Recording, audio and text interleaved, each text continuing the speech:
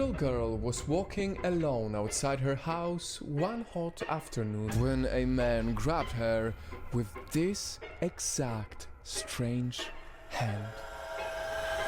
Wouldn't you like to go somewhere where it's cool? The little girl listened and went into his car. And if you think you can already guess what happened next, think again, because I'm about to tell you the chilling story of a man who committed the most horrific crimes in Japan's modern history. You are watching Crime Tales After Nightfall. Tsutomu Miyazaki was one of those Asian kids pressured by their parents to do well at school. But at school, he was bullied because of his birth deformity.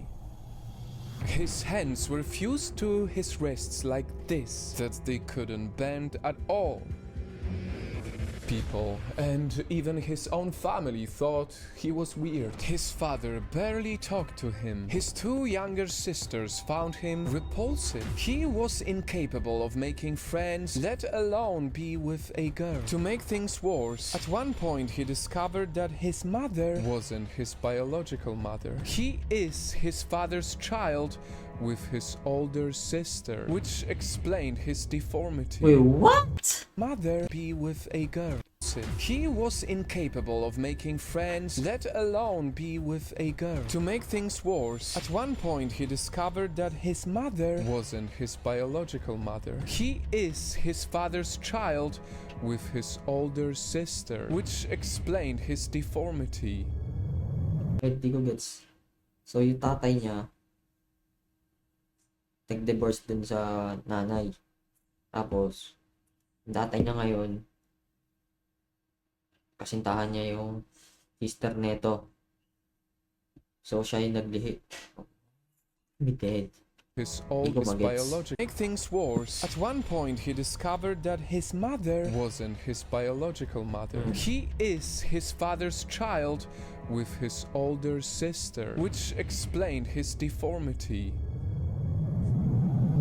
And of course, all of this led to what a monster he would become later. Miserable, he turned to his collection of mangas, anime, horror films, and adult films.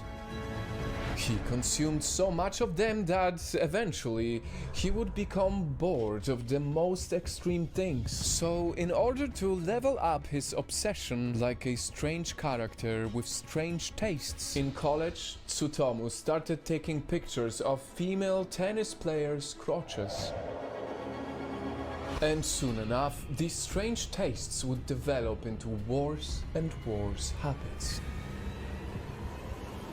He watched one of his sisters take a bath. He physically hurt her when she got mad at him, and he also hurt his mother for telling him to spend less time with his videos. At the age of 22, he turned to child porn and was heavily influenced by horror films showing torture. With this disgusting combination, Tsutomu, at 26 years old, would go on to begin the most horrific crimes in Japan's modern history. And his first victim was this girl from the very beginning of our story. Her name was Mari Kono, and she was just 4 years old.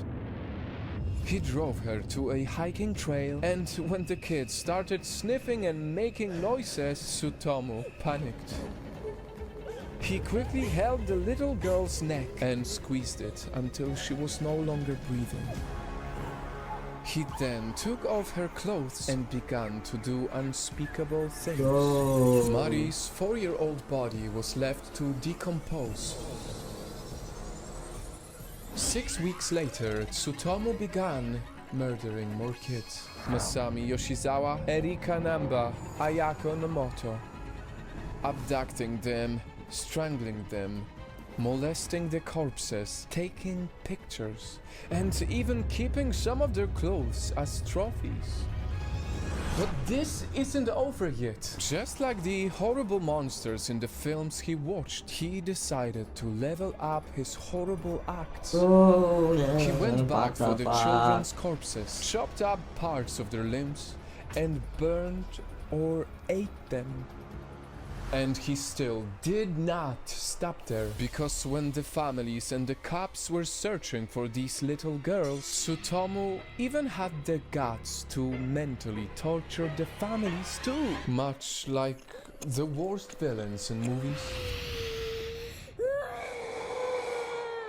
He made strange phone calls where he would just breathe on the other end while listening to the family's cries and panicked voices.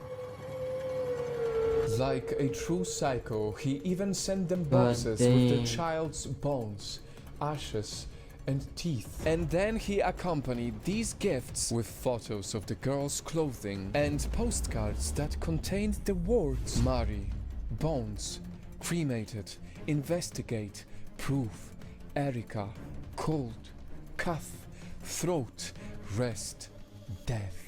Fuck me dead. He did a lot of this as if he wanted to get caught. That is until Tiwtzuuu got too confident. He thought he'd level up some more, so he targeted 2 girls, a pair of sisters. Except Hindi mo, during his boss? horrible Putang ina crime, ka. one of the sisters was able to escape. Police finally arrested him before he could escape. Soon, cops searched his home and found around 6,000 videotapes in his collection, including footages of what he did to the poor little girls and Mari's chewed up hands and feet. The otaku murderer's own father was so repulsed by the story that he refused to hire a lawyer out of respect to the families. Afterwards, this sick murderer blamed his crimes on his alter ego, which he called Rat Man, and he wrote an angry letter to his father blaming him for everything. The trial took 7 long years, but the otaku murderer was eventually sentenced to death. This story is an absolutely insane extreme case that makes me sick to my stomach. And if it gives us any reminder at all, it is for parents out there to please always observe and see how your child is growing up. Control what type of content they consume so they don't get influenced by bad people. Because you'll never know how much a lack of care could totally change the trajectory of someone's life. So much that it would change one depressed, loner kid into what a whole country would call the otaku murderer. Bro, fuck that shit.